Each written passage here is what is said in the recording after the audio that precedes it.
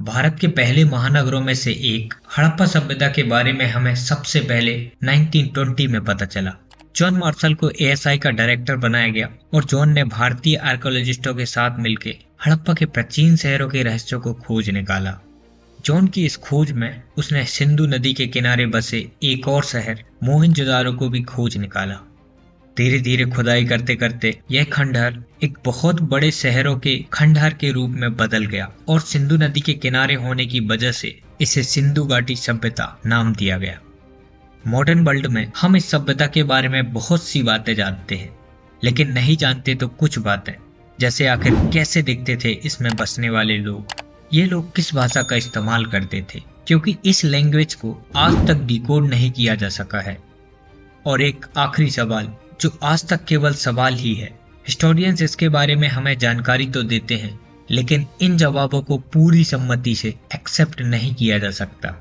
यह सवाल है कि आखिर इतनी विकसित सभ्यता खत्म कैसे हो गई? क्या कारण थे कि यहाँ के बसने वाले लोग सरवाइव नहीं कर पाए? नमस्ते दोस्तों, आज की वीडियो में आपका स्वागत है। आज हम इन्हीं 3 सवालों के बेस पर सिंधु घाटी सभ्यता के बारे में जानेंगे। तब तक आप इस वीडियो को लाइक कर लें और चैनल को सब्सक्राइब कर दें, क्योंकि हम इस तरह की इंफॉर्मेटिव वीडियो आप तक लाते रहते हैं। आज से लगभग 4500 वर्ष पुरानी बात है, जब ये शहर पूरी तरह से फल फूल रहे थे।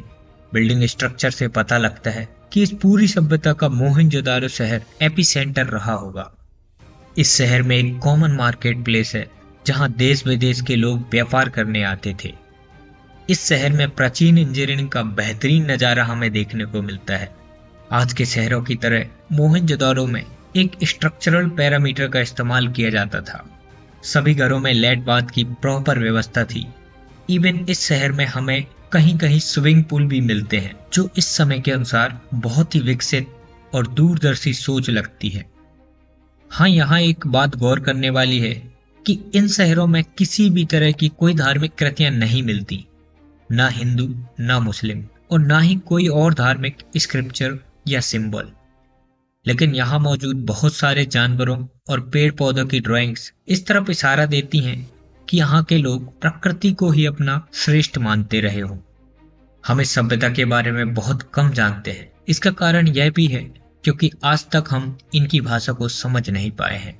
इनकी राइटिंग स्किल में अक्सर ये पाया गया है कि ये लोग किसी टेक्स्ट के साथ किसी जानवर या पक्षी की ड्राइंग भी बनाते थे। इससे पता चलता है कि इनकी लैंग्वेज में किसी बात को कहने के लिए पंछी और जानवरों के संकेतों का इस्तेमाल करते थे। हाल ही में पाकिस्तान के एक एआई डिजाइनर ने इस सभ्यता में रहने वाले लोगों की एआई की मदद से कुछ इमेजेस बनाई हैं, लेकिन इन इमेजेस को पूरी तरह से सही नहीं कह सकते।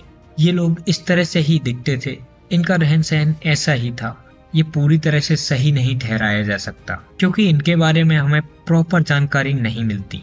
ये सारी चीजें तभी पॉसिबल हैं जब हम इनकी भाषा को डिकोड कर पाएं, उनके संकेतों को समझ पाएं। इन तस्वीरों को आज तक की जितनी जानकारी हमें मिलती है, उसके अनुसार एक बड़ा कदम कह सकते हैं। एआई की मदद से बनाई गई ये तस्वीरें हमें सिंधु घाटी सभ्यता में बसने वाले लोगों के रहन सहन के बारे में जानकारी देती हैं। हालांकि इन तस्वीरों को हिस्टोरियंस और आर्कियोलॉजिस्ट के द्वारा पूरी तरह से सही नहीं बताया गया, और रहमतुल्लाह इसके बारे में कहते हैं इसका कारण इस सभ्यता के बारे में कम जानकारी है, जो ना तो इंटरनेट पर है और ना ही कहीं और मौजूद है। लेकिन वे कहते हैं कि वे इस पर काम कर रहे हैं और इन इमेजेस को और बेहतर बनाने की कोशिश में लगे हुए हैं। बहुत सारी रिसर्च और खुदाई के बाद भी इस रहस्य से पर्दा नहीं उठ पाया है कि यह सभ्यता इस धरती से कैसे मिट गई। इस सभ्यता के खात्मे की अलग अलग थ्योरी हमें हिस्टोरियंस और आर्कियोलॉजिस्ट द्वारा बताई जाती है, जिसमें मेनली एक बड़ी बाढ़ जिसमें पूरी सभ्यता अपना अस्तित्व खो दी। खंडरों में मिले अवशेषों में डबल स्टोरी, ट्रिपल स्टोरी घर इस बात का सबूत है कि वहाँ के लोग बाढ़ को लेके काफी कॉन्शियस थे। बाढ़ से बचने के लिए शहरों के चारों ओर एक बड़ी सी बाउंड्री भी बनाई गई थी। एक थ्योरी यह भी है कि यहाँ कोई भयंकर महामारी फैली हो, जिसमें किसी भी इंसान का बचना असंभव रहा हो।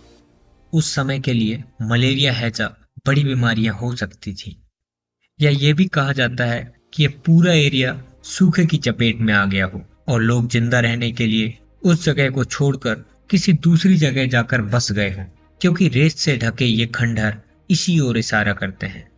हो न हो जिंदा रहने की चाहत से लोग इस विकसित शहर को छोड़कर कहीं दूर जाकर अपना जीवन यापन करने लगे हों। ये खंडहर बेशक प्राचीन भारत की समृद्धि का सिर्फ एक नमूना है। ये सभ्यता दुनिया की सबसे पुरानी सभ्यता मानी जाती है, लेकिन प्रॉपर सोर्स ना होने से और कम जानकारी होने की वजह से हम इस सभ्यता के बारे में बहुत कम जान पाए हैं। लेकिन हमारे प्रयास अभी भी जारी हैं। समय के साथ इस रहस्य से भी पर्दा उठ जाएगा। आपको कैसी लगी है वीडियो, हमें कमेंट करके जरूर बताइए।